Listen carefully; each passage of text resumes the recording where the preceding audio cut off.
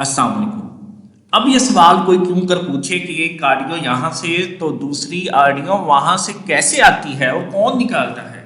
غبار ہی غبار ہے، آلودہ سیاسی ماحول مزید آلودگی کا شکار ہو رہا ہے۔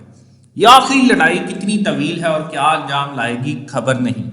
معاملات جب کئی ایک کے پاس ہوں اور کمان کئی ایک میں ہاتھ میں ہو تو تیر کہاں سے آئے گا اور کس کس کو چھلنی کرے گا یہ معلوم نہیں۔ طوائف الملوکی کیا ہے، اس کی اصل شکل اب دیکھنے کو مل رہی ہے۔ لغت میں طوائف الملوکی کے معنی دیکھے تو نقشہ وطن عزیز کا ہی نکلا، یعنی ایسی حالت یا زمانہ جس میں کسی خاص حکمران کا حکم نہ چلے بلکہ کئی عمرا یا بادشاہ اپنا اپنا حکم چلائیں، بد نظمی ابتری سیاسی انتشار ہو۔ اب ان معنی کے معنی ڈھونڈنا تو میرے بس کا کام نہیں، البتہ حالیہ دنوں میں منظر عام پر آنے والی آڈیو لیز کی کہانی کھل رہی ہے۔ عجب دن ہے کہ انٹرنیٹ پر ہیکرز سامنے ہیں اور بے چہرہ اہم کرداروں کی جنگ میں ایندھن کے طور پر استعمال کوئی اور ہو رہا ہے۔ اب یہ سوال کوئی کیوں کر پوچھے کہ ایک آڈیو یہاں سے تو دوسری آڈیو وہاں سے کیسی آتی ہے اور کون نکالتا ہے؟ دلچسپ بات تو یہ بھی ہے کہ جس خط کے گرد کہانی کا پلاٹ تیار ہوا تھا وہ خط بھی کہیں منہ چھپا گیا ہے۔ جس سے خط گما ہے وہ بھی الزام دے رہا ہے اور جو خط کا نشانہ ہے وہ بھی خط ڈھونڈ رہا ہے۔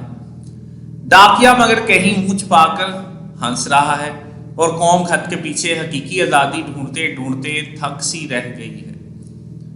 دلچسپ بات تو یہ بھی ہے کہ وہ جو چلمن سے لگے بیٹھے ہیں وہ چھپ چھپ کر ملتے بھی ہیں اور سریعام کو سننے بھی نہیں دے رہے اور سریعام کو اسنے بھی نہیں دے رہے۔ گویا پرانے دن اور پرانی محبتوں کے واسطے اور ظالم محبوب قدموں میں گرانے کے لیے وار بھی جاری، چوکیدار سے چھپے بھی اور چوکیدار کو دھمکیاں بھی، جبکہ محبوب کا نام بھی زبان پر نہیں اور محبوب کی اداؤں سے کام بھی نہیں۔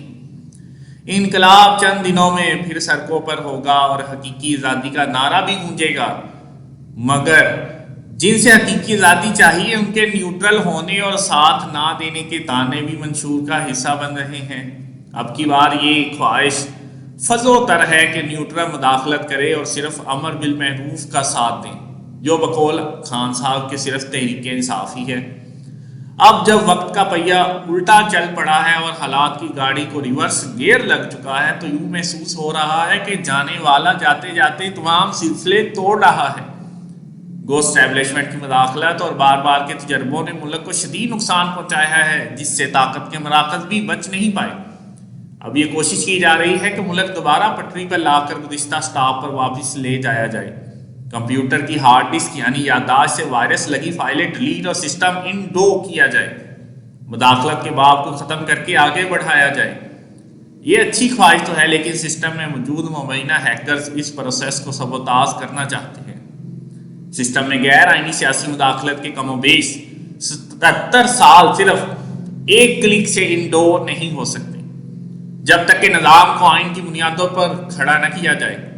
عدالتیں صحیح معنوں میں آزاد نہ ہوں، طاقتور کے لیے قانون الگ اور کمزور کے لیے الگ نہ ہو، قانون و انصاف شخصیت اور حیثیت دیکھ کر عمل میں نہ آئے تو پھر سسٹم انڈو ہوگا۔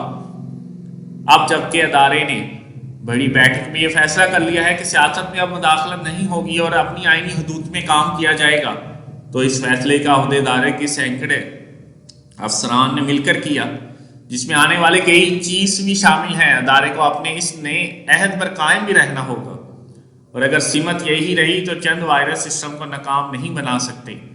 کسی سیاسی رہنما کی خواہش پر آئینی حدود عبور نہ کی جائے بلکہ ملک کا فیصلہ پارلیمان اور آئین پر چھوڑا جائے۔ آئین سربلند رہا تو چند اشخاص کی طوائف الملوکی کی کوششیں بار آور نہیں ہوں گی۔ اب دیکھنا ہے کہ جو ہم نے پارلیمان اور آئین بنایا تھا وہ ہمیں کیا دیتا ہے، یا شاید وہ ہم نے بنایا ہی نہیں تھا۔ وہ جنہوں نے بنایا تھا وہ اس سے منہ موڑے بیٹھے ہیں اور کہا ہے کہ ہمارا ان سے کوئی تعلق نہیں، تو پھر ہم کیوں اپنی لائنوں میں کھڑے ہو کر اپنی عزیز ترین ووٹوں کو ان کے پیچھے گوا دیتے ہیں؟ اگر فیصلے کہیں اور ہوتے ہیں، ڈبے کہیں اور بھرتے ہیں، تو پھر ہماری ووٹیں کہاں جاتی ہیں؟ یہ وہ تمام سوالات ہیں جو آج بھی اپنی جگہ کھڑے ہیں، لیکن ان کا جواب نہیں مل رہا۔ کیا آپ کے پاس ان تمام سوالوں کا جواب ہے، یا شاید نہیں ہے.